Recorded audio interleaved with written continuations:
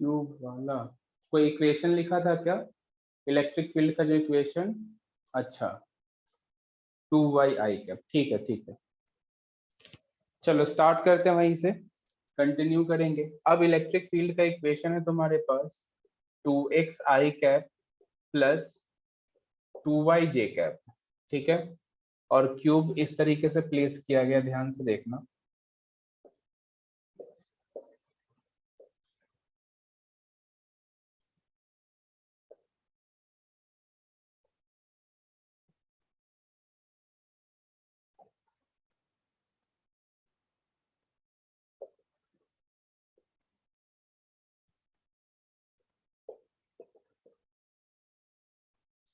देखो ये हमारे पास क्यूब है और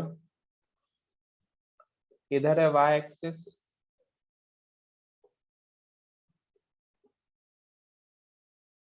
ये रहा हमारे पास एक्स एक्सिस, और इस तरफ है हमारे पास जेड एक्सिस, ठीक है, जेड एक्सिस। ऐसा सीन है कुछ। इधर का कोऑर्डिनेट है 1,1,0,0 और इस पॉइंट का कोऑर्डिनेट है 2,0,0, ठीक है। तुमसे पूछा गया net flux through this cube, find net flux through this cube. करो सॉल्व।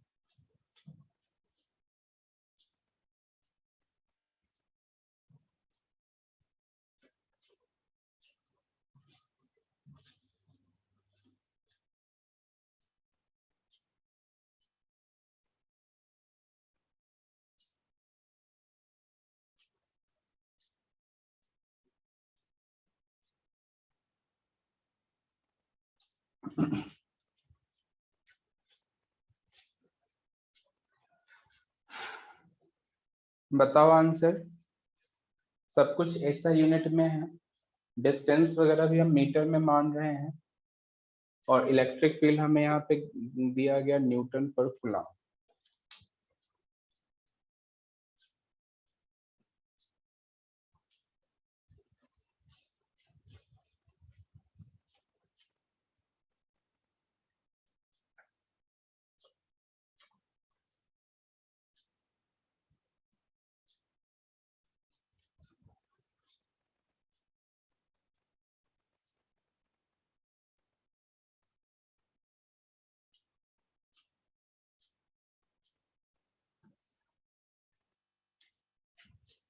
Ten, okay. चलो देखते हैं।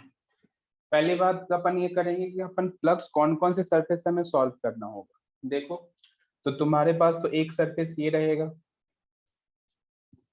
एक ये है। ये दोनों क्यों? क्योंकि इन दोनों सरफेस के लिए एरिया वेक्टर है आई कैप और माइनस आई कैप में, ठीक है। और हमारे पास दो और सरफेस कौन से रहेंगे, ऊपर वाले, देखो ये सरफेस और इसके नीचे वाले। बोलो, इन्हीं चार सरफेस से फ्लक्स आना है, ये कंफर्म पता है हमें। चलो करते हैं सॉल्व। बताओ इसकी वजह से हम फ्लक्स क्या लिखेंगे। यहाँ पे x की वैल्यू कितना है, 1, तो x की वैल्यू 1 है, मतलब इलेक्ट्रिक फील्ड का यदि मैं x कंपोनेंट देखूं तो 2, तो फ्लक्स यहाँ से कितना आएगा, 2, क्योंकि एरिया वेक्टर तो सिंपल एरिया 1 × 1 1 रह जाएगा। तो ये जो टू फ्लक्स है नेगेटिव के साथ होगा। क्यों नेगेटिव के साथ होगा बताओ? क्योंकि एरिया वेक्टर इस तरफ, इलेक्ट्रिक फील्ड इस तरफ। सही है। हाँ, चलो इस सरफेस के लिए हम बात करें तो यहाँ पे इलेक्ट्रिक फील्ड हम क्या लिखेंगे, 2 × 2, क्योंकि यहाँ पे x कितना 2 के बराबर है, तो यहाँ से आ गया 4, और फ्लक्स क्या लिखोगे 4 प्लस में। ये समझ में आया? चलो अब हम y की बात करें तो इस वाले पर्टिकुलर प्लेन में देखो, इस प्लेन में, क्या इस प्लेन में मैं कह सकता हूँ कि मेरा y 0 है? बोलो, क्या इस प्लेन में मेरा y 0 रहेगा क्या? सोच के देखो, ये जेड प्लेन है और जेड प्लेन में y कितना 0 है यहाँ पे, सिंपल। तो यहाँ पे मैं कह सकता हूँ कि फ्लक्स किसके बराबर है, 0 के। बट इस केस में यदि मैं तुमसे फ्लक्स पूछूं तो 2 × 1, क्योंकि इसका हाइट तो 1 के बराबर है, तो यहाँ पे सिंपल आएगा 2, और एरिया वेक्टर 1 है तो सिंपल 2। तो नेट फ्लक्स हमें जो दिख रहा है वो दिख रहा है 4। क्यों? क्योंकि फ्लक्स एक स्केलर क्वांटिटी है, तो मैं तीनों को ऐड कर दूंगा।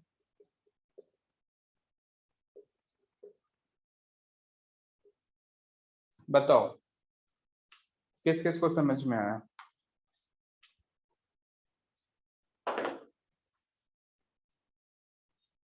आया सभी को समझ? देखो अच्छे से।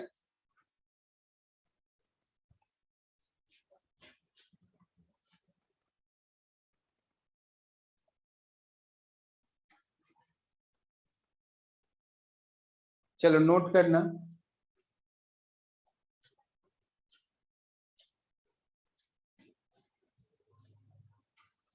ये +2, अच्छा कोऑर्डिनेट नहीं दिख रहा है क्या? एक्चुअली मैंने इस पे थोड़ा शैडो, मतलब ये है 1, 0, 0 और इधर का कोऑर्डिनेट है 2, 0, 0।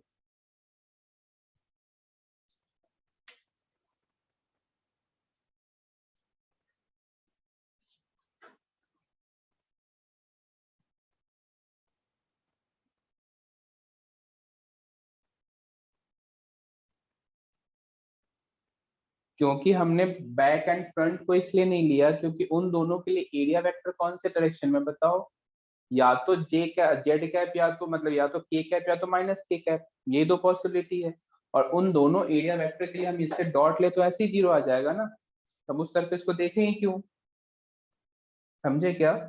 फ्रंट एंड बैक सरफेस की बात करें तो एरिया वेक्टर विल बी इधर +k कैप और -k कैप, और जब हम इसके साथ डॉट लेंगे तो 0 ही आ जाना है। I × K 0, J × K 0। समझ में आया क्या? ये क्वेश्चन समझ में आ गया हो, यस का मैसेज करो, आगे बढ़ते हैं। अच्छा मुझे ये बताना, क्या मैंने एक स्ट्रिप लेके इंटीग्रेशन कर लिया हुआ है क्या? एक y हाइट पे dy का एलिमेंट लेते हुए इंटीग्रेशन करके बता दिया हुआ है?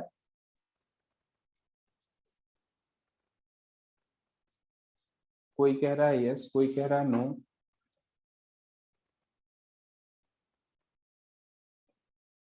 चलो कर लेते हैं इसी में।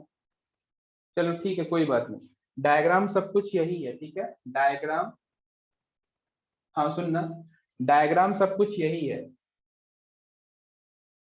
चलो कर लेते हैं solve. A B C D, ये सरफेस तुम्हें दिख रहा होगा ABCD, ठीक है, ABCD दिख रहा होगा। हमसे क्या दिया गया, देखो हमें क्या गिवन है कि if E = 3y² I cap, कितना है 3y² I cap, then calculate flux through surface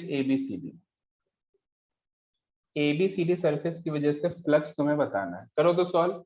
electric field कितना है 3y² I कैप, तुम्हें ABCD सरफेस की वजह से फ्लक्स कैलकुलेट करके बताना है।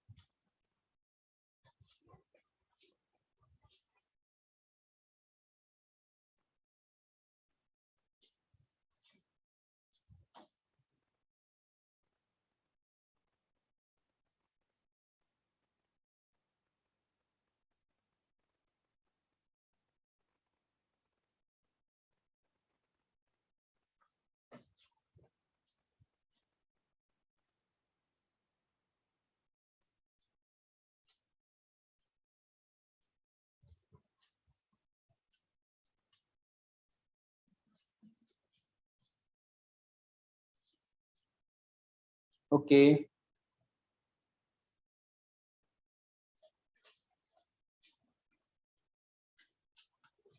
देखो करते हैं सॉल्व। पहले मुझे ये बताओ ए बी सी डी कौन से प्लेन में है?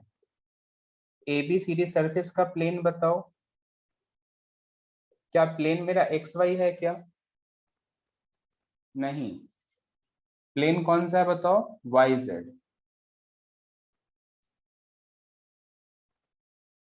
सही है ना? प्लेन कौन सा है? Y Z. मतलब इसमें एक्स कांस्टेंट रहेगा लेकिन वाई और जेड दोनों कैसे रहेंगे? वेरिएबल। ठीक है, इस प्लेन में एक्स कांस्टेंट होगा लेकिन वाई एंड जेड कैसा रहेगा? वेरिएबल। ठीक है, कहने का सिंपल सा मतलब है जैसे जैसे तुम ऊपर जाते जाओगे, जैसे जैसे तुम ऊपर जाते जाओगे वाई चेंज होता जाएगा। तो वाई चेंज होता जाएगा, कहने का सिंपल सा मतलब है कि मैंने इधर से कोई वाई हाइट ऊपर एक छोटा सा एलिमेंट अज्यूम किया है और ये थिकनेस हमने कितना माना है? D Y. अब ये जब थिकनेस डी वाई है तो क्या हम इसके लिए एरिया लिख सकते हैं? तो डी एरिया क्या लिखोगे? देखो साइड लेंथ इधर 1 गिवन है तो मैं लिखूं 1 इंटू डी वाई। तो इसके लिए एरिया सिंपल कितना आएगा? 1 इंटू डी वाई। तो मुझे डी एरिया पता लग गया। अब इसकी वजह से यदि मैं फ्लक्स पता करूं डी फाई, तो डी फाई क्या आएगा? डी फाई सिंपल आएगा electric field E dot area, इधर कैंसिल और इधर से phi equals to electric field की हम बात करें तो इलेक्ट्रिक फील्ड आ जाएगा सिंपल 3y² और dy। बोलो, और लिमिट कहां से कहां तक? तो 0 से 1। क्या ये जो इंटीग्रेशन मैंने किया है ये तुम्हें समझ में आया? ये जो मैंने फॉर्मेट लिखा है बस इसी को हमें सॉल्व करना है। तो देखो y² का इंटीग्रेशन क्या होगा? y³/3, और एक ऑलरेडी हमें 3 लिखा हुआ है तो इससे कैंसिल होगा और लिमिट कहां से कहां तक पुट करोगे? 0 से 1 तक। तो मुझे जो आंसर मिलने वाला है 1 मिलने वाला है। तो फाइनल आंसर क्या आएगा? Flux equals to 1 newton metre square upon coulomb.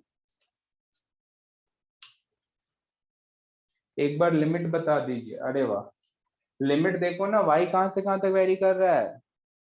Bottom 0 top 1, क्योंकि हमें स्क्वायर का साइड लेंथ 1 गिवन है तो 1 इंटू 1 इंटू 1 का डायमेंशन दिया गया है। नहीं होना चाहिए मिस्टेक ऑफ लिमिट वगैरह में।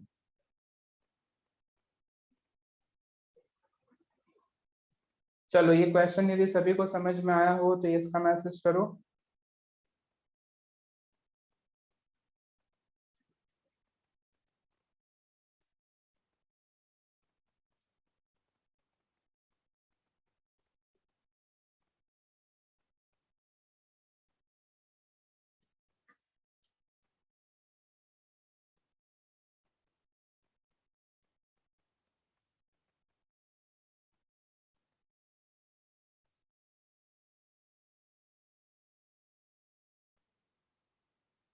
हाँ, इस वीक अपना मतलब एक दो लेक्चर में ये गॉस लॉ खत्म हो जाएगा, फिर हम HCV सॉल्व करेंगे गॉस लॉ चैप्टर का। ठीक है, तो यहाँ तक हो गया हो सबको अच्छे समझ? तो इसका मैसेज करो फिर हम आगे बढ़ते हैं।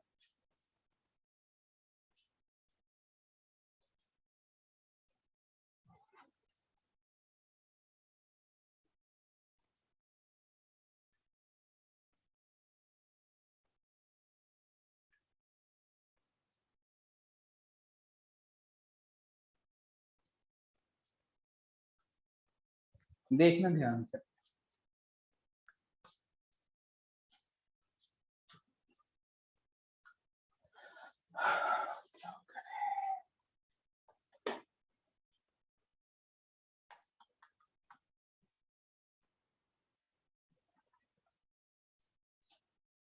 देखो एक जेई एडवांस का टॉपिक है सॉलिड एंगल। मतलब ये टॉपिक जेई एडवांस में डायरेक्टली नहीं है, इनडायरेक्टली है। जेई एडवांस का टॉपिक है तो फुल अटेंशन के साथ हमें समझना है सॉलिड एंगल है क्या। ठीक है, तो मैं एक बार स्टार्टिंग से एक्सप्लेन कर रहा हूँ, बहुत ध्यान से सीखना।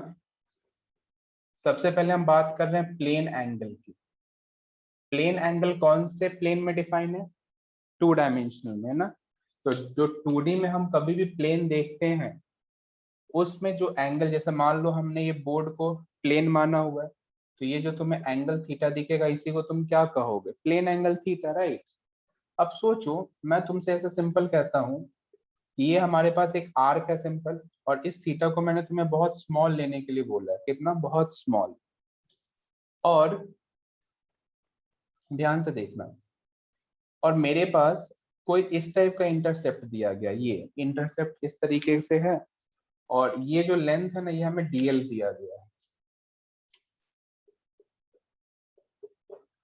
ये जो इंटरसेप्ट है ये हमें डीएल गिवन है, ठीक है, डीएल। तो देखो यहां से एक रेडियल वेक्टर हमने इस तरीके से रिप्रेजेंट करा, जिसे मैं आर यूनिट वेक्टर कह रहा हूं, और इसके परपेंडिकुलर मैंने एक normal vector N find out करा। तो देखो इसके बीच यदि एंगल थीटा है, सिंपल समझने की कोशिश करना, तो मैं सिंपल लिखूंगा D theta equals to D L cos theta upon R. ये आया कैसे है मैं तुम्हें एक्सप्लेन करने की कोशिश कर रहा हूँ। पहली बार तो तुम्हें ये हमेशा समझना होगा, पहली बात हमेशा ये समझो कि जब भी कभी भी कोई टर्म में डी लगा हो ना, इसका मतलब बहुत स्मॉल है। हम जो भी यहाँ ड्रॉ कर रहे हैं स्मॉल नहीं, बहुत लार्ज है, ठीक है। हम यदि डी थीटा की बात करें, मतलब हम 0.1 डिग्री, हो सकता है 0.001 डिग्री की बात कर रहे हो, राइट, जो हमें दिखे भी ना।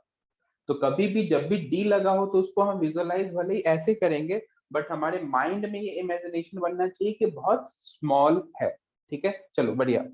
अब यदि मैं तुमसे कहूं कि मुझे इस लाइन का, समझना, इस लाइन का प्रोजेक्शन क्या मैं ये कह सकता हूं क्या, सोचो,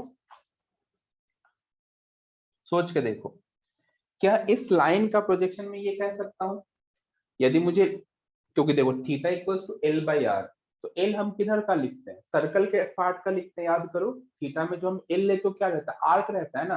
तो यदि मैं इसका इधर की तरफ प्रोजेक्शन देख लूं, तो इसी तरीके से मुझे ये लेंथ पता लग जाए, तो इसे मैं आर से डिवाइड करके थीटा लिख लूंगा, जैसे theta equals to L by R लिखते हैं। सोचना, अब हमें ये एंगल थीटा गिवन है, तो इसी लाइन को मैं आगे थोड़ा एक्सटेंड करता हूँ, तो ये थीटा है तो क्या ये भी थीटा होगा, सोचो। अब जब ये थीटा है तो तुम्हें पता है ये 90 थीटा, तो ये थीटा बन जाएगा। तुम अपने कॉपी में थोड़ा एंगल देखना, क्योंकि हो सकता है यहाँ ना भी दिखे तुम्हें, क्योंकि डायग्राम छोटा है ना, इस वजह से नहीं भी दिख सकता है।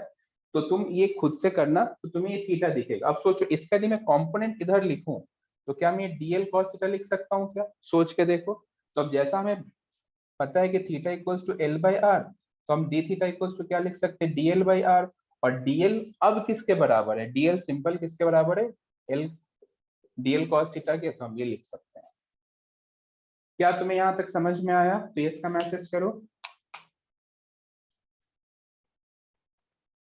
हमने डीएल कॉस थीटा क्यों लिखा,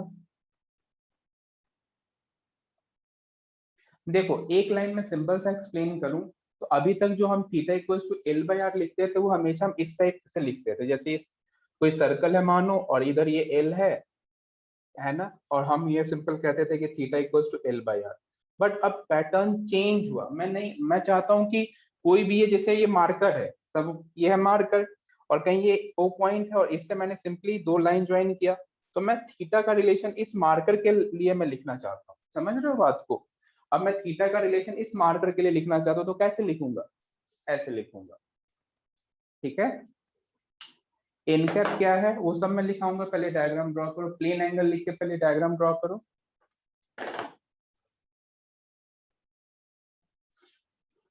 ये प्योरली एडवांस का टॉपिक है।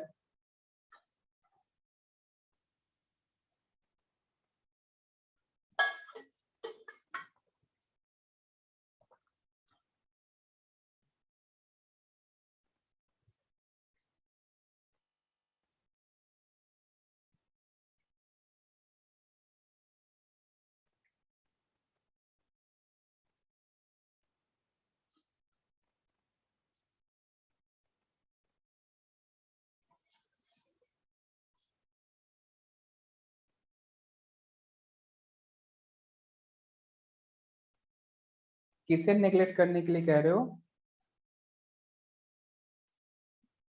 टॉपिक को क्या,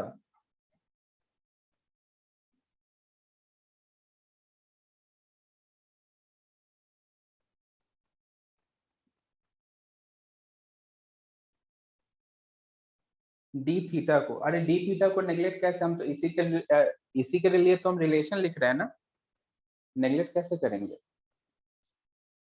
हम रिलेशन लिखना चाह रहे हैं तो फिर नेग्लेक्ट कर देंगे तो फिर रिलेशन क्या ही लिखेंगे। चलो इसमें एक पॉइंट लिखना, पॉइंट लिखा रहा हूं, लिखो एक स्मॉल एलिमेंट ब्रैकेट में डीएल, देखो डायग्राम तुम ड्रॉ करो और खुद से विजुलाइज करने की कोशिश करो, बस ये थीटा एंगल है, इस थीटा से यहां तक पहुंचो और कंपोनेंट ले लो, लिखना इफ अ स्मॉल लेंथ, लिखो if a small length element bracket में DL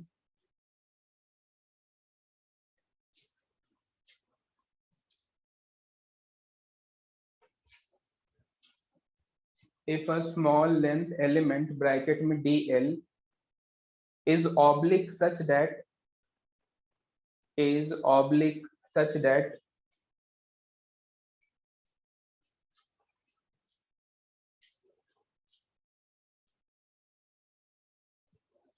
is oblique such that normal to the length element, normal to the length element bracket में in cap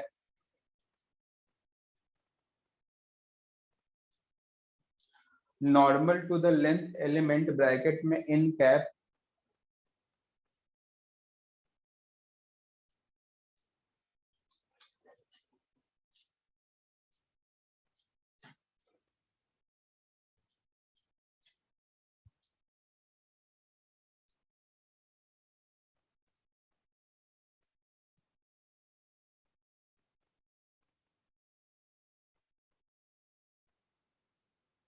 is making an angle theta, is making an angle theta, is making an angle theta with radial direction bracket में r cap, with radial direction bracket में r cap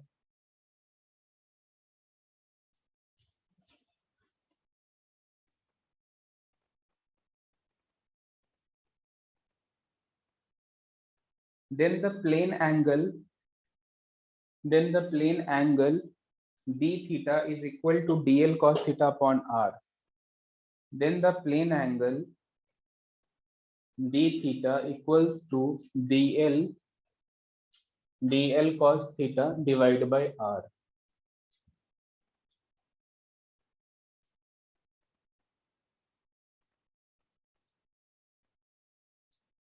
एक minute का time है, अच्छे से देखो ये diagram तुम्हें प्रॉपर तरीके से समझ में आ जाए तो इसका मैसेज करना, फिर हम आगे देखेंगे। वैसे डायग्राम में है भी कुछ नहीं, बस हमने एक कंपोनेंट लिया है, बाकी कुछ नहीं है।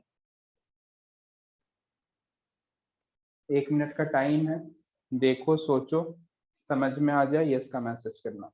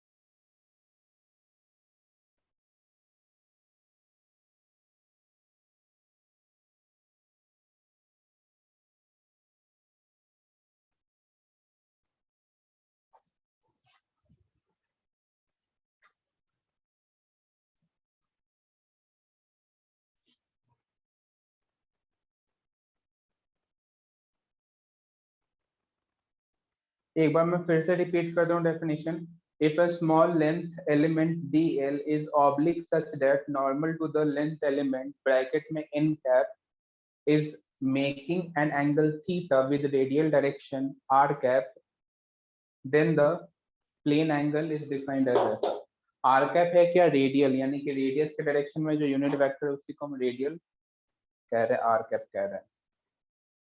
अब मैं इसी के एनालॉगस एक और डायग्राम ड्रॉ करूंगा और उसके हेल्प से हम फाइंड आउट करेंगे। तो ये अच्छे से समझ लो, है ना, क्योंकि वो 3D डायग्राम होगा, तो 3D को हम इसके हेल्प से समझने की कोशिश करेंगे। ध्यान से देखना। अब हम बात करेंगे सॉलिड एंगल की। अब हम बात करेंगे सॉलिड एंगल की। ध्यान से देखो।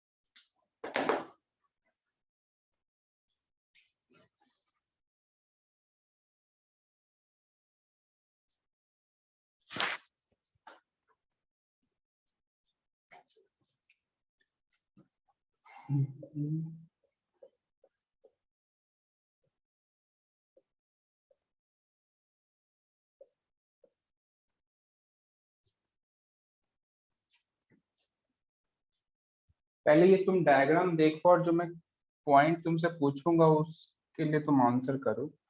क्या तुम्हें कुछ ऐसा ये दिख रहा है क्या? समझना ध्यान से। आइसक्रीम का कोन हमने खाया हुआ है ना? आइसक्रीम का कोन खाया होगा सभी ने। खाए हो क्या? बिल्कुल सही। जब हम आइसक्रीम का कोन खाते हैं तो ऊपर एक ना डिस्क स्ट्रक्चर का एक कागज का एक रहता है, डिस्क टाइप पैक किया हुआ। याद करो। अज्यूम करो कि तुम एक क्वालिटी, हाँ ठीक है, याद हो गया। तो ये जो डिस्क हमारे मतलब जो रैप करके रखा रहता है ना डिस्क, वो ये है, रेड कलर वाला। ठीक है। अभी इस ब्लू कलर को भूल जाओ, तो हमें बस ये आइसक्रीम का कोन दिख रहा है परफेक्ट तरीके से।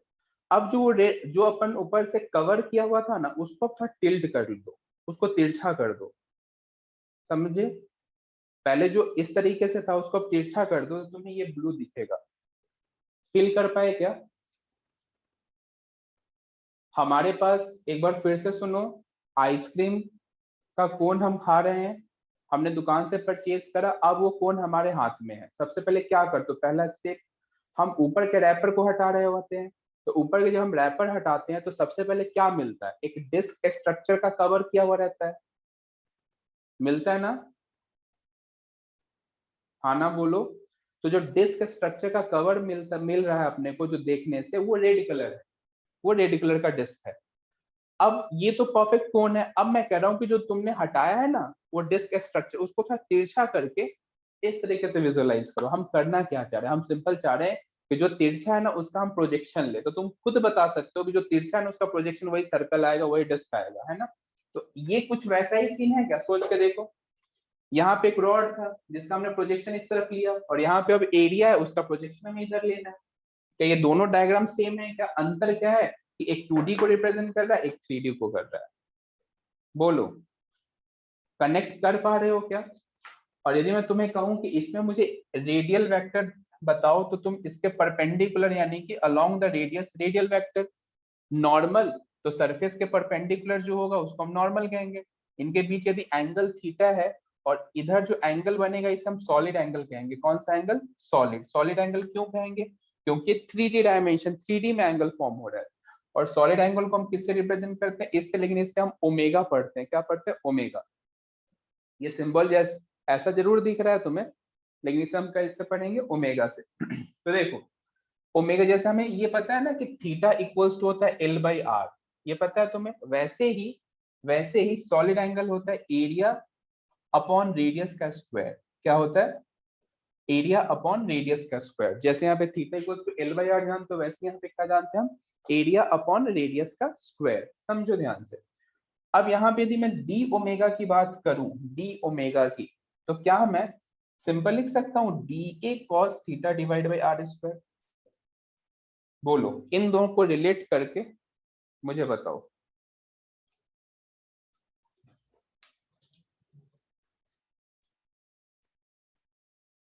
कैमरा मूव कर दूं? नहीं दिख रहा है क्या? ये लो, ठीक है।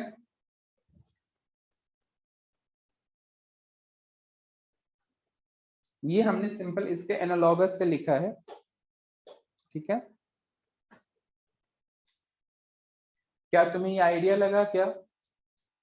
और और सॉलिड एंगल के लिए ऐसा यूनिट हम क्या लिखते हैं बताओ? एसटी रेडियन पता है अपने को, जैसे सिंबॉलिकली एस आर से लिखते हैं, कैपिटल एस और small are.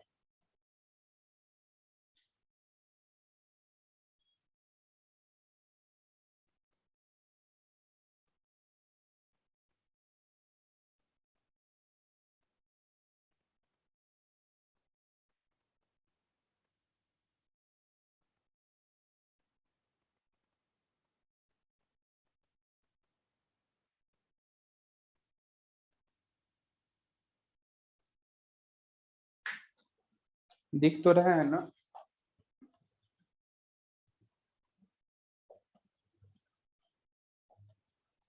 ST radian, capital S और स्मॉल आर, ठीक है। तो आई थिंक तुम्हें ये दोनों डायग्राम समझ में आ गया होगा। एंड जैसे हमने ये डीएल कॉस थीटा लिखा, वैसे हमने डीए कॉस थीटा क्यों लिखा, ये भी तुम्हें समझ में आ गया होगा। यहाँ तक यदि सब कुछ क्लियर है तो यस का मैसेज करो।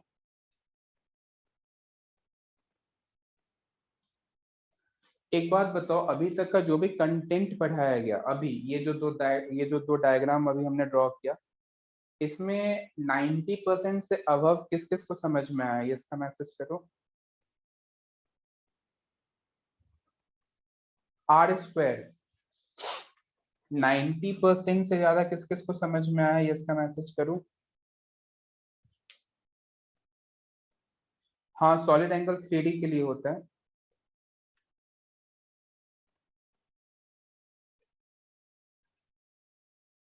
Second one 50%। ओके, चलो ठीक है। चलो देखते हैं आगे। तो ये सिंपल यहाँ पे D A cos theta upon R square, और ऐसा यूनिट है हमारे पास एसटी रेडियन एस आर।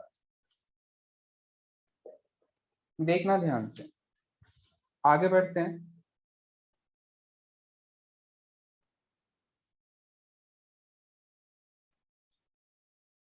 तो देखो, इस फॉर्मूला के हेल्प से हम कुछ स्ट्रक्चर के लिए सॉलिड एंगल फाइंड आउट करेंगे। देखो, जैसे मान लो एक स्फीयर है हमारे पास। अब स्फीयर है तो सिंपल यहाँ पे हम कोई सा भी छोटा से छोटा एलिमेंट लें। मानो हमने एक छोटा सा एलिमेंट इधर ये काउंट किया है, छोटा सा एलिमेंट, तो क्या इसका रेडियल वेक्टर और नॉर्मल वेक्टर सेम डायरेक्शन में होंगे क्या? स्फीयर अज्यूम करो, क्या रेडियल और नॉर्मल वेक्टर सेम डायरेक्शन में होंगे? अच्छा, तो क्या मैं D omega equals to simple यहाँ लिखूं D A upon R square? यदि मैं इसे इंटीग्रेट करूंगा तो एरिया का इंटीग्रेशन कितना होगा? 4 pi R square upon R square, इसे कैंसिल, और यहाँ से आंसर कितना है? 4 पाई स्टेरेडियन। मतलब इस स्फीयर के लिए हम कितना एंगल बताएंगे? तो 4 पाई स्टेरेडियन स्फीयर के लिए। नोट करना।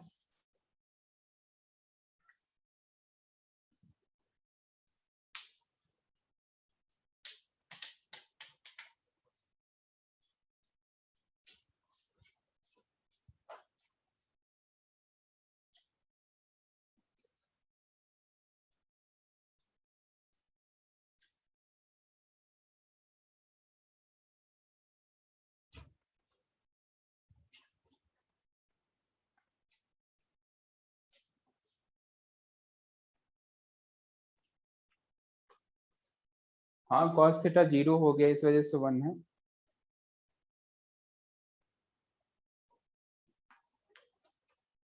cos थीटा 1 इसलिए है क्योंकि दोनों पैरेलल वेक्टर हैं, थीटा 0 है। देखो तो सही,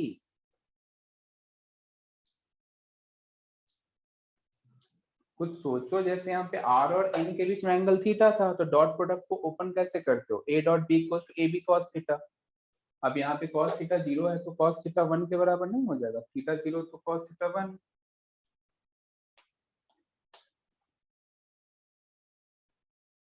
चलो ये हो गया, हो ये इसका मैसेज करो।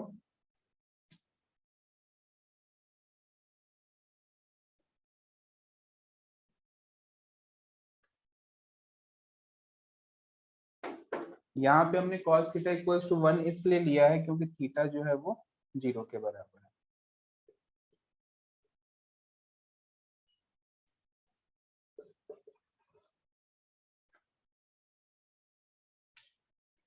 आगे बढ़े,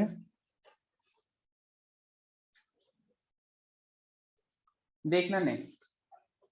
अब जो मैं बताने वाला हूँ उसे बहुत ध्यान से समझना, बहुत ध्यान से, बहुत ही ध्यान से, भयंकर ध्यान से सोचना। मेरे पास कुछ इस टाइप का स्ट्रक्चर है, इस टाइप का, ठीक है। ऐसा कोई स्ट्रक्चर हमें दिया गया है, बहुत ध्यान से देखना। और मैं कहता हूं इसे मैंने दो पार्ट्स में ब्रेक कर दिया। कितना, दो पार्ट्स में ब्रेक कर दिया। और यहाँ पे कोई पॉइंट ओ है, और फिर से हमने कोई छोटा सा एलिमेंट लेने की कोशिश करा इधर। ऐसे एलिमेंट कुछ ऐसा मानो, यहाँ पे ये स्ट्रक्चर स्ट्रेट है, मान लो कि कुछ ऐसा स्ट्रक्चर है, ठीक है, इस तरीके से ऐसा, ठीक है। अब मैंने यहाँ पे एक एलिमेंट लेने की कोशिश किया है ऐसे। देखना, इस एलिमेंट को ध्यान से देखना। तो क्या मैं इसके लिए कह सकता हूँ कि रेडियल वेक्टर इस डायरेक्शन में है, आर कैप मतलब ओ से सिंपल एक लाइन निकाल दो, और इसके लिए नॉर्मल इस तरीके से है। इन दोनों के बीच एंगल यदि मैं थीटा कहता हूँ, ध्यान से देखना, एंगल यदि मैं थीटा कहता हूँ, सोचना बहुत ध्यान से सोचना, एकदम भयंकर ध्यान से सोचना। तो एक ऐसा ही मैं इस तरफ एक सीधा सीधा एलिमेंट इस तरीके से मानूं, और इसके एरिया को मैं डी डैश कहता हूं, और ये एरिया हमारे पास डी ए। तो क्या मैं D A dash equals to D A cos theta लिख सकता हूँ क्या, प्रोजेक्शन जैसे हमने यहाँ लिखा है, ये फील करो, लिख सकते हैं क्या। यदि मैं तुमसे कहूं कि इसका इमेज बनाओ, तो इमेज ऐसे ही बनाओगे। यहाँ पे यदि मैं ऐसे रख के तुमसे कहूं इमेज बनाओ, तो इमेज तो ऐसा ही बनेगा। फील कर रहे हो क्या। जैसे सिंपल इस लाइन का इमेज कैसा बनेगा, ऐसा बनेगा सिंपल। तो वैसे ही समझना है, ठीक है। अब जो मैं पॉइंट बोलने वाला हूँ ना, भयंकर ध्यान से सुनना, क्योंकि यहीं पे सब कुछ छिपा हुआ है बहुत। और ये चीज समझ में आ गया ना, तो गॉस लॉ को ना फील करने में मजा आने वाला है तुम्हें, बस ये समझ लो। बस साथ दो कुछ टाइम तक, ये जो जब तक एक्सप्लेन कर देता हूँ, क्योंकि ये समझ में आ गया मतलब तुम गॉस लॉ को एकदम अच्छे से फील करोगे, भयंकर अच्छे से फील करोगे, ठीक है। तो ठीक है, थोड़ा सा डिफिकल्ट रहेगा, बट कोशिश करना है अपने को, ठीक है।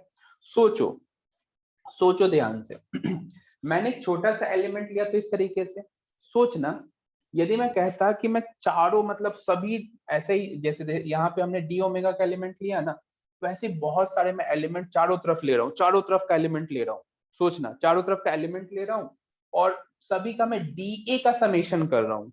मतलब जैसे मैंने एक इधर का एलिमेंट फिर से लिया, इधर का, तो फिर इधर मैंने कुछ ऐसा लिखा। तो ऐसे ही मैं बहुत सारे एलिमेंट्स लूंगा। तो क्या मुझे ऐसा नहीं दिख रहा है क्या, इसका जो प्रोजेक्शन है, ये जो रैंडम सा स्ट्रक्चर जो मैंने ड्रॉ किया, इसका जो प्रोजेक्शन है वो स्फीयर बनने वाला है। बोलो, फील करो।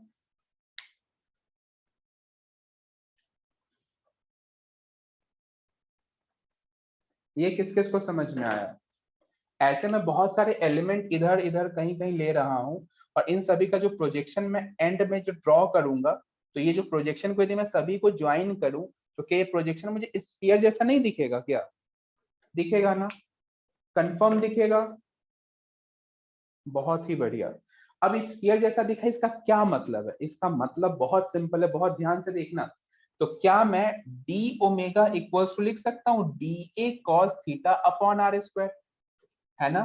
तो यहां से मैं सिंपल लिखूं omega equals to integration of D A cos theta को मैं चाहूं तो डी ए डैश से रिप्लेस कर सकता हूं, बोलो।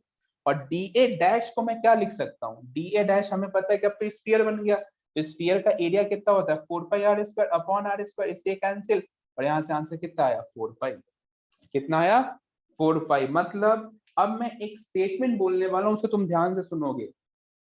For any closed surface, for any closed surface, मतलब हम 3D की बात करें, 2D की बात हम नहीं कर रहे हैं, ठीक है। फॉर एनी क्लोज्ड सरफेस, चाहे आधा टेढ़ा हो कैसा भी हो, किसी भी इंटरनल पॉइंट पे सॉलिड एंगल 4 पाई स्टेरेडियन ही फॉर्म होगा। क्यों, कैसा भी क्लोज ले लो तुम, उसका प्रोजेक्शन तो स्फीयर ही आना है, कंफर्म बात है। अब स्फीयर आना है मतलब 4 पाई एंगल, तो मैं इसको ऐसे भी कह सकता हूं ना, कैसा भी हम क्लोज स्ट्रक्चर ले लें, किसी भी इंटरनल पॉइंट पे सॉलिड एंगल कितना होगा 4 पाई स्टेरेडियन। क्या ये बात समझ में आई तुम्हें?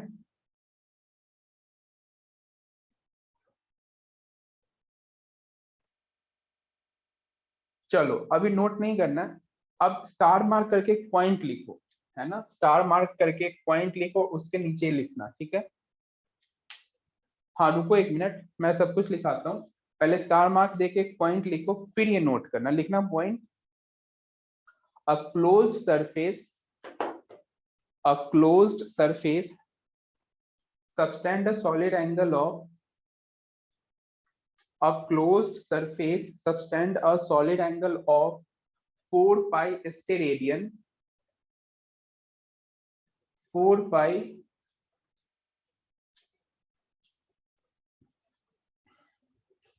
a closed surface subtend a solid angle of 4 pi steradian at an internal point, at an internal point, और ये नोट करो।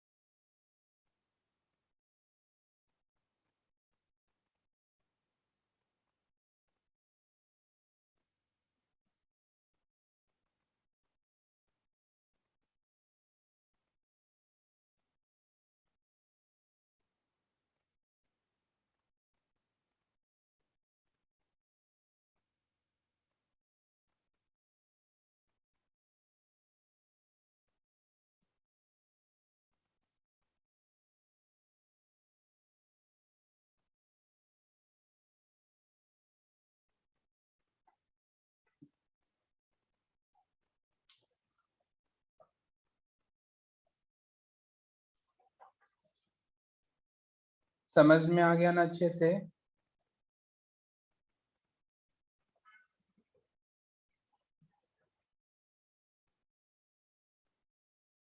dA cos theta could be taken as d omega into r square।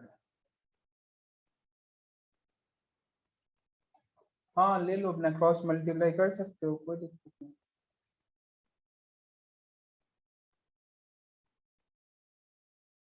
चलो ये समझ में आया, तो तुम्हें बस इसमें से एक ही रिजल्ट अभी तक याद रखना है, और वो रिजल्ट है क्या कि किसी भी इंटरनल पॉइंट के लिए एंगल कितना बनना है, 4 पाई बस।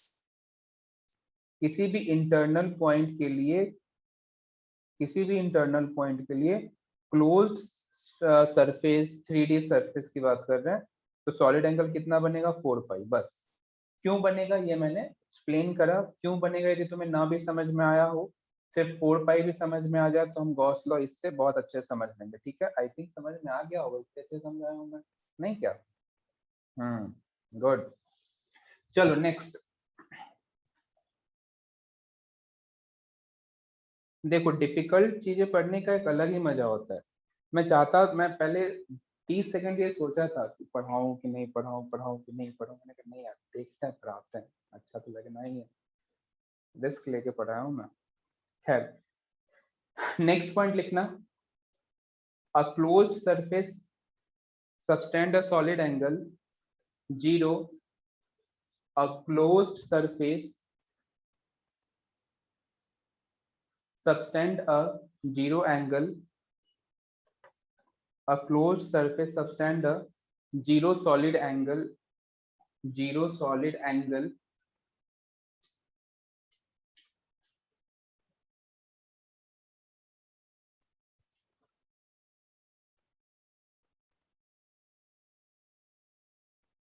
a closed surface subtend a zero solid angle at an external point, at an external point।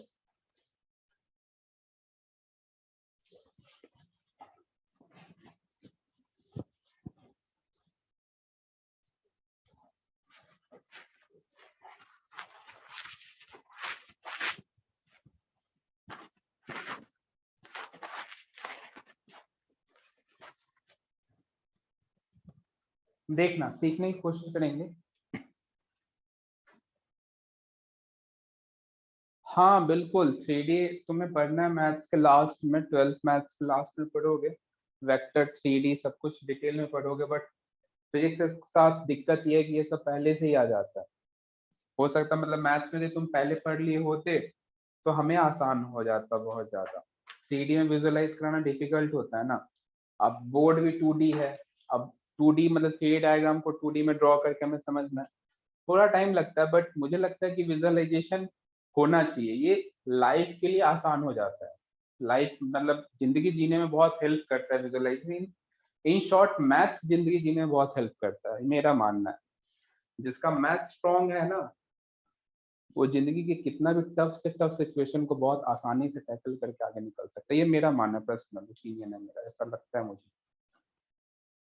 Maths बहुत जरूरी है।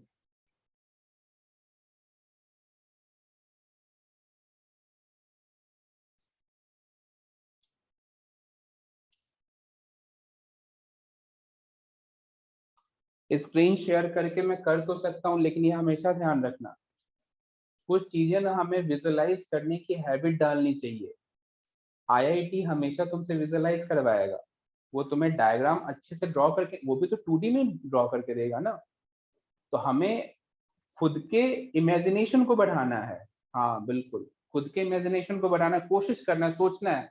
जैसे मैं ऐसे ऐसे ऐसे, तो तुम्हें स्क्वायर समझ जाना है या रेक्टेंगल समझोगे, ऐसे ऐसे ऐसे ऐसे और ऐसे ऐसे ऐसे क्यूब, है ना। तो ये सब टाइप का तुम्हें पता होना चाहिए कि हम हैंड मूवमेंट से जो हम कर रहे हैं वो कौन सा स्ट्रक्चर बन रहा है, ये भी पता होना चाहिए। तो इससे बहुत हेल्प मिलता है, बहुत हेल्प मिलता है। और थोड़ा अब तुम सोचो ना, देखो एक सिंपल सा मैं एग्जांपल बताता हूँ। एक, सभी ने देखा होगा बाइजू क्लासेस का एड, तो सभी ने देखा होगा, वो बहुत क्या भौकाल तरीके से अच्छे से बोर्ड पे लाते हैं, क्यूब व्यूब लाते, एक क्यूब को ऐसे टच करते, ऐसे करते, ऐसे करते, स्क्वायर, इस टाइप का देखा है। लेकिन वो हमें स्पून फीडिंग करा रहे हैं, समझना। वो हमारे विजुअलाइजेशन को मार रहे हैं। अब तुम सोचो, जहां पे मैं तुम्हें ऐसे ऐसे कहा तो ट्रायंगल बना, ये हमने इमेजिनेशन करा ना, वो ये चीज को दिखा के एकदम सब कुछ बता रहे हैं, देखो ऐसे कट हुआ, ये कट हुआ। तो मुझे ऐसा लगता है ना कि मुझे ऐसा लगता है कि इससे ना विजुअलाइजेशन हमारा कमजोर होगा। मतलब हम एक लॉन्ग, मतलब ऐसा समझो कि अच्छा एग्जाम को तो हम नहीं क्रैक कर सकते उस सब चीजों से। मेरे हिसाब से विजुअलाइजेशन हमें खुद स्ट्रॉन्ग करना चाहिए। हमें खुद समझना चाहिए कि इस मतलब कोई स्फीयर है, इसे मैं ऐसे कट करा तो क्या बनेगा स्ट्रक्चर, इसका प्रोजेक्शन बोर्ड पे क्या बनेगा। तो ये हमें खुद विजुअलाइज करना चाहिए, खुद सोचना चाहिए। नहीं समझ में आए तो फोन रखो, टॉर्च रखो, खुद से सोचो कि इसका शैडो कैसा बनेगा, वो हमारा प्रोजेक्शन एरिया है ना। तो मुझे ऐसा लगता है कि हमें स्पून फीडिंग की आदत नहीं होनी चाहिए, हमें खुद स्ट्रगल करके समझने की आदत होनी चाहिए, जो लॉन्ग लास्टिंग रहेगा और बहुत आगे तुम्हें लेके जाएगा। देखना, करते हैं आगे। अब नेक्स्ट, आखिर ये जीरो कैसे हुआ देखो। मान लो हमारे पास एक हॉलो स्फीयर है, हेमिस्फीयर है ना। हेमिस्फीयर में एक अज्यूम करता हूँ इस तरीके से। अब इसके लिए यदि मुझे सॉलिड एंगल ड्रॉ करना हुआ तो मैं कैसे ड्रॉ करूंगा।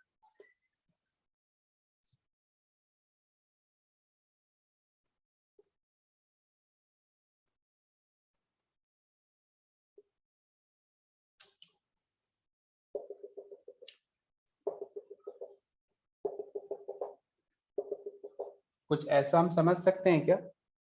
सोचो, ये सॉलिड एंगल है और यहाँ पे जो फॉर्म हुआ है वो एक रिंग टाइप, जिसे हम क्या कह रहे हैं, डी ओमेगा।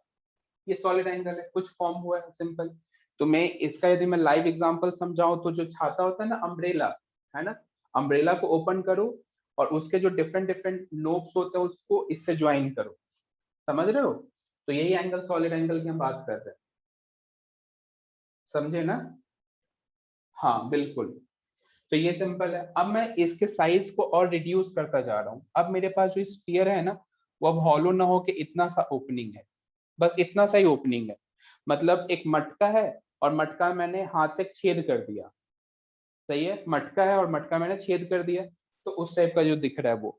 अब सोचो, अब इसे यदि मैं सॉलिड एंगल से समझूं तो मैं ऐसे कनेक्ट करूंगा, देखो इस तरीके से। तो तुम क्या देख रहे हो, जैसे जैसे मैं इस स्ट्रक्चर को पैक करते जा रहा हूँ, जो मेरा सॉलिड एंगल है ना वो लगातार डिक्रीज हो रहा है। डिक्रीज हो रहा है क्या लगातार, देखो। और एंड में तुम देखोगे कि जब तुम इसे क्लोज कर दोगे तो बाहर पे ये जीरो स्टेरेडियन फॉर्म करेगा। मैं तुम्हें डिफरेंट डिफरेंट डायग्राम से समझाने की कोशिश किया हूं मैं। समझ में आया क्या। जब ये हेमिस्फीयर है तो हमें कुछ प्रॉपर एंगल, इसे ओमेगा लिखो सिर्फ।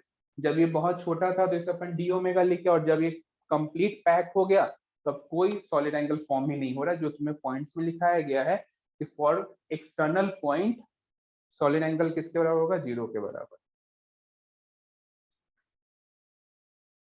हाँ बिल्कुल, बिल्कुल सही, बिल्कुल सही। यही होना चाहिए। जैसे कोई भी डायग्राम ड्रॉ करें तो डेली लाइफ से कोई एक एग्जांपल उठा ले। समझ रहे हो ना, कोई भी डेली लाइफ से एक एग्जांपल उठा लो तो उससे तुम्हें और हेल्प मिलेगा चीजों को समझने में और विजुअलाइज करने में। हाँ बिल्कुल, ये भी सही आइडिया है। गुड। चलो, तो आई थिंक तुम्हें ये समझ में आ गया होगा कि हम एक्सटर्नल पॉइंट के लिए जीरो और इंटरनल पॉइंट के लिए 4 पाई क्यों कह रहे हैं। अभी पैक हो गया ना, देखो ना। अब यहाँ जैसे हम एंगल के लिए हम स्टार्टिंग और एंड से एक लाइन ज्वाइन करके पी तक लेके जाते हैं ना, अब कोई लाइन ही नहीं है, अब कोई पॉइंट ही नहीं, तो कैसे हम ज्वाइन करें, तो हम जीरो ही कहेंगे ना। चलो नेक्स्ट पॉइंट लिखना।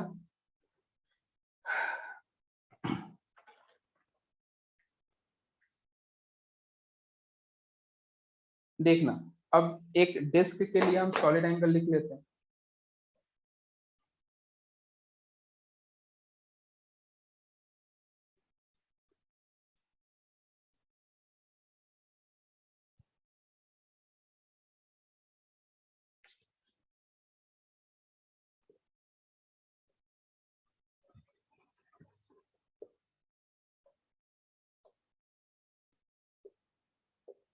देखो,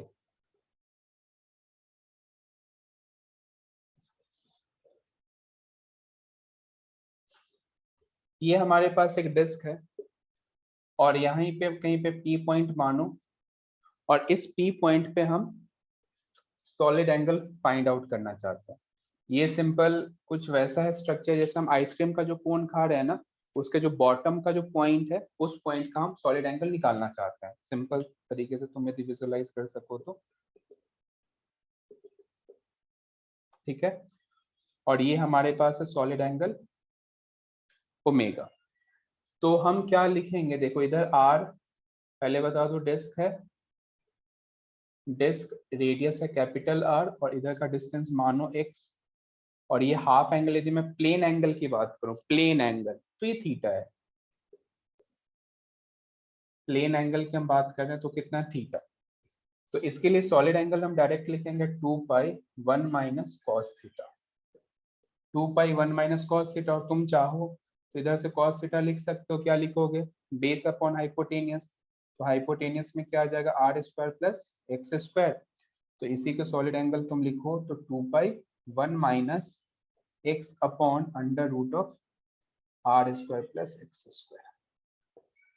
ये नोट करना, ये है solid angle for disc.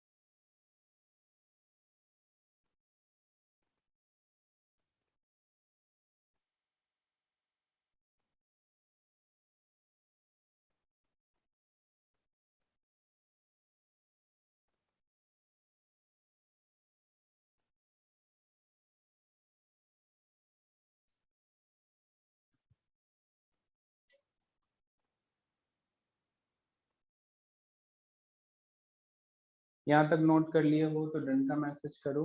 Next कुछ क्वेश्चंस देखेंगे सॉलिड एंगल पे बेस्ड, और ये जो भी हम क्वेश्चन देखेंगे इसे तुम ध्यान में रखोगे ताकि जब हम प्लग सॉल्व कर रहे हो गॉस थ्योरम में तो वहां पे हम इसे कनेक्ट कर सकें। ठीक है, चलो कुछ क्वेश्चन सॉल्व करते हैं।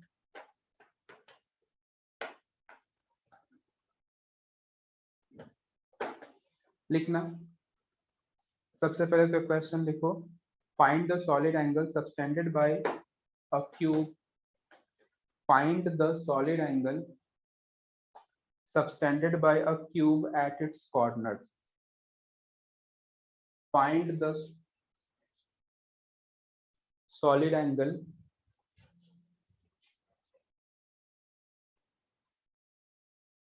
subtended by a cube at its corner.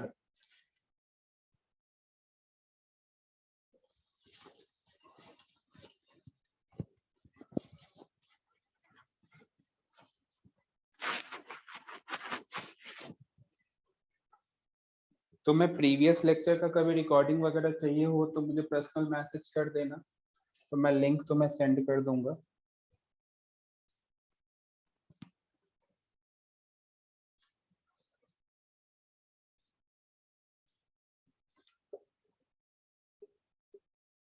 चलो देखना ध्यान से, एक क्यूब है हमारे पास एंड हम क्या करने वाले हैं कि क्यूब के किसी कॉर्नर पे कितना सॉलिड एंगल फॉर्म हुआ ये हम बताएं। तो देखो पहली बात तो सॉलिड एंगल का जो मैथमेटिक्स है वो बहुत ही लेंदी या फिर बहुत ही हाई लेवल का है, जो हमारे रेंज से बाहर का है। सिंपल पहली बात, जो हमारे रेंज का था डिस्क वो हमने सॉल्व कर लिया। ठीक है, जो हमारे रेंज का नहीं है वो हम ऑब्वियसली बीएससी एमएससी मैथ्स में ये सब कहानी रहता है, और इसमें डबल ट्रिपल इंटीग्रेशन सॉल्व करना होता है जो हमारे मतलब हम नहीं कर सकते सिंपल। तो हम इस क्वेश्चन को कैसे डील करेंगे, हम इस क्वेश्चन को सिमेट्री से डील करेंगे। सिमेट्री से कैसे, सिमेट्री से सोचो, यदि मैं तुम्हें कहूं कि सोचना ध्यान से, सोचना ध्यान से ऐसा ऐसा ना तुम्हारे पास बहुत सारे क्यूब हैं, ठीक है। एक क्यूब को तुमने इस तरफ प्लेस कर दिया, ठीक है, एक क्यूब इधर, एक क्यूब इधर, एक क्यूब को तुमने इसके जस्ट ऊपर प्लेस किया और एक क्यूब को जस्ट तुमने इसके ऊपर प्लेस किया। तो अब टोटल इस प्लेन में 4 क्यूब हो गए, 1 2 3 और 4। तो इन चारों क्यूब को यदि मैं नीचे से चिपका दूं तो टोटल 8 क्यूब हो जाएंगे। तो 8 क्यूब जैसे ही मैंने अरेंज करा तो ये पॉइंट सेंटर में चला गया। बोलो, ये पॉइंट सेंटर में चला गया, बिल्कुल सही। मतलब 1 2 ऊपर 3 इधर 4 और नीचे से 4। तो टोटल जैसे मैंने 8 क्यूब का एक अरेंजमेंट बनाया तो ये जो पॉइंट है ना वो इंटरनल हो गया। अब ये तो एक्सटर्नल है, लेकिन जैसे मैंने क्यूब इसके ऊपर रखा, इसके नीचे चिपकाया, तो अब ये इंटरनल हो गया। और हमें पता है कि इंटरनल पॉइंट पे सॉलिड एंगल 4 पाई एंगल बनता है। मतलब 8 क्यूब ने इक्वली कंट्रीब्यूट किया है। मतलब मैं कह सकता हूं कि 8 क्यूब की वजह से कितना एंगल फॉर्म हो रहा है, 4 पाई। तो एक क्यूब की वजह से कितना फॉर्म होगा, पाई/2 स्टेरेडियन। बोलो, आया समझ? तो आंसर कितना होगा, ये क्यूब इस कॉर्नर पे कितना एंगल फॉर्म करेगा, कितना सॉलिड एंगल फॉर्म करेगा, तो पाई/2।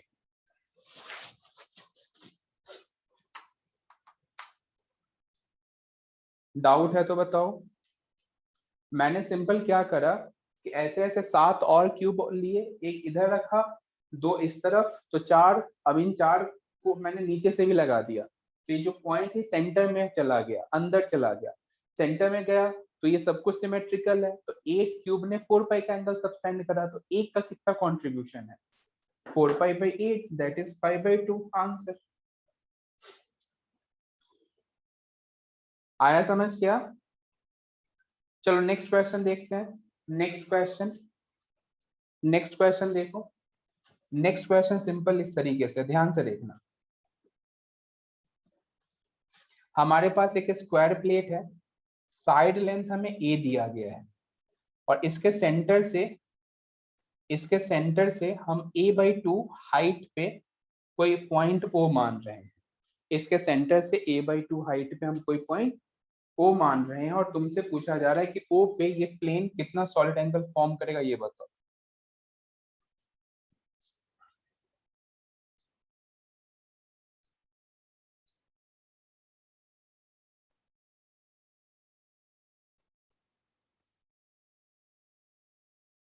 सोचो, लगाओ दिमाग।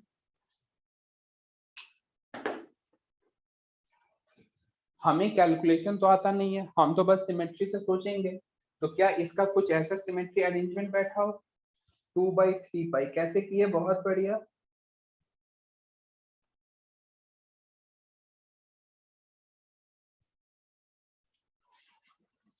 बहुत ही बढ़िया, गुड, नाइस, एक नंबर, बहुत ही बढ़िया। अब सोचो ना, ऐसे ऐसे में मेरे पास 6 और प्लेट आ जाए, तो एक इधर लगा दूं, एक इधर लगा दूं, एक ऊपर लगा दूं, एक आगे लगा दूं, एक पीछे लगा दूं, क्यूब बन गया। देखो ध्यान से, क्यूब बन गया। मतलब क्यूब के सेंटर पे एंगल कितना बना, 4 पाई। तो 4 पाई में कितने स्पेस का कंट्रीब्यूशन है, 6 स्पेस का कंट्रीब्यूशन है। तो 6 स्पेस ने 4 पाई का एंगल सब्सटेंड करा, तो एक ने कितना करा, 4 पाई/6, दैट इज 2 पाई/3। बोलो, आया समझ? कैसे डील कर रहे हैं, कुछ आइडिया लग रहा है क्या सभी को?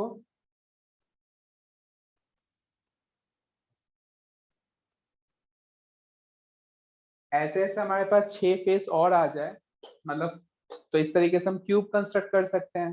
तो क्यूब का सेंटर का पॉइंट बन जाएगा, और सभी फेस के लिए सिमेट्री है। तो मैं कह सकता हूँ कि 6 फेस की वजह से 4 पाई का एंगल, तो एक की वजह से कितना होगा, 4 पाई/6। हम्म। और ये और इंटरेस्टिंग, मैं बोल रहा था ना स्टार्टिंग में कि सॉलिड एंगल यदि तुम्हें अच्छे से समझ में आ गया ना, तो फ्लक्स सॉल्व करने में भयंकर मजा आने वाला है।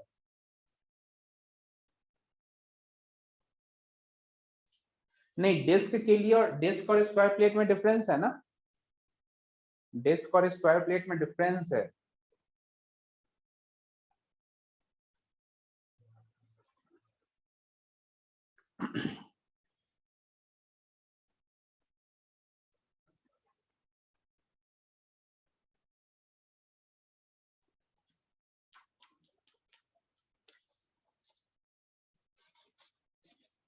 यहां तक किसी को डाउट तो नहीं है ना? चलो एक और क्वेश्चन देखते हैं। एक इस टाइप का हेमिस्फीयर गिवन है और एक पी पॉइंट मैंने इधर माना हुआ है।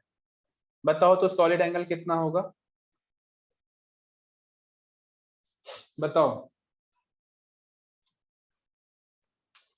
इस हेमिस्फीयर की वजह से पी पॉइंट पे सॉलिड एंगल 0, बिल्कुल सही। क्यों? एक्सटीरियर पॉइंट है, बाहर का पॉइंट है। यदि तुम कैसे भी इसमें लाइन ज्वाइन करते हो तो ये तो पैरेलल ही रहेगा ना। सोचो सोचो सोचो, कुछ आया समझ? और इसी क्वेश्चन में मैं तुमसे ऐसे पूछता कि मेरे पास यही हेमिस्फीयर है और इसको मैंने ऐसे प्लेस किया है, और तुम मुझे अब इस ओ पॉइंट पे एंगल बताओ। ओ पॉइंट पे, अब ये ओ पॉइंट कहाँ है? तो इसके सेंटर का पॉइंट है, इस पे मुझसे एंगल पूछ लिया गया, तो इसके लिए कितना बताओगे? 2 पाई, बिल्कुल सही। कैसे? क्योंकि एक ऐसा ही हेमिस्फीयर मुझे मिल जाए ऊपर से जिसको मैं कवर कर दूं, तो कंप्लीट ये जो कंप्लीट स्फीयर है ये 4 पाई का एंगल सबटेंड करा, तो एक का कंट्रीब्यूशन कितना होगा? हाँ, बोलो।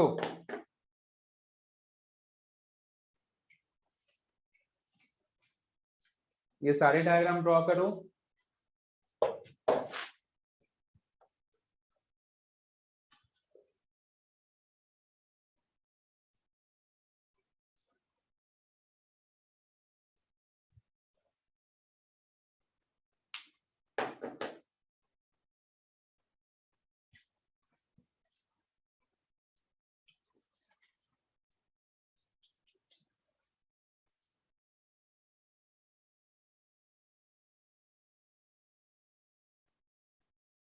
क्या सभी को ये पॉइंट अच्छे से समझ में आया क्या?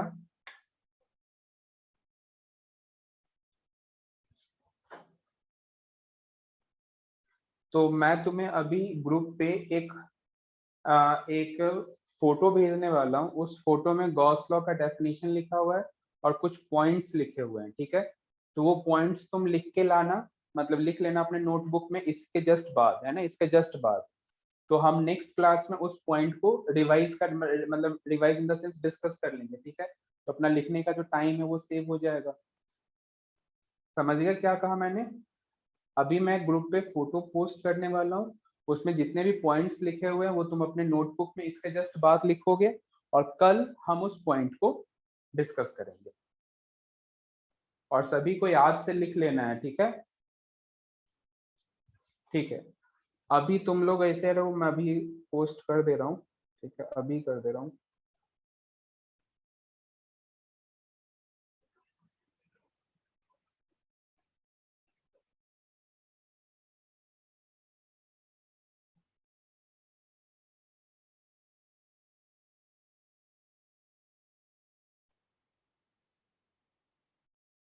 एक बार चेक कर सकते हो।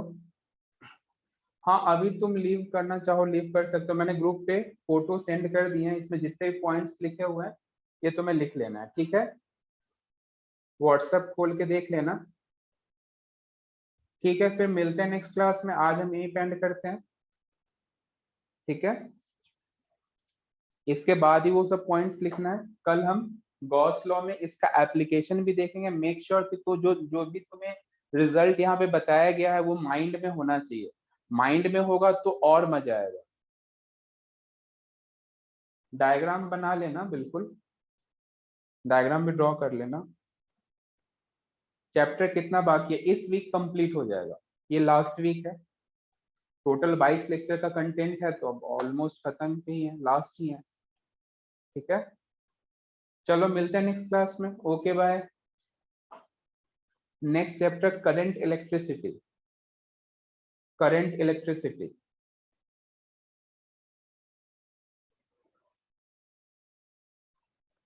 चलो ओके बाय।